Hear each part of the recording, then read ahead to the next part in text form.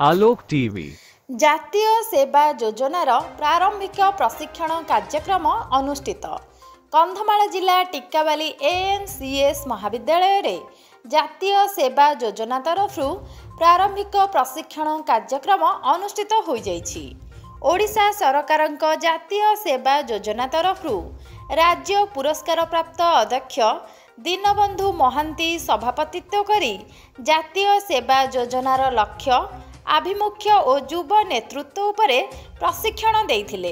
सम्मानित अतिथि भावे बरहमपुर विश्वविद्यालय श्रेष्ठ प्रोग्राम ऑफिसर भावे जातीय सेवा पुरस्कार पाइथिबा अध्यापक बनमाली बेहेरा जातीय सेवा योजनार सृष्टि और व्यक्तित्वर विकास किपरि हुए विशद आलोचना करथिले। प्राक्तन प्रोग्राम ऑफिसर श्री नरेंद्र दिगाल सेवार महत्व और गुरुत्व उपरे आलोकपात करथिले। प्रोग्राम ऑफिसर ज्ञानरंजन भोई अतिथि परिचय देइथिबा बेले प्रोग्राम ऑफिसर अध्यापिका चंपा सोरेन धन्यवाद अर्पण करथिले।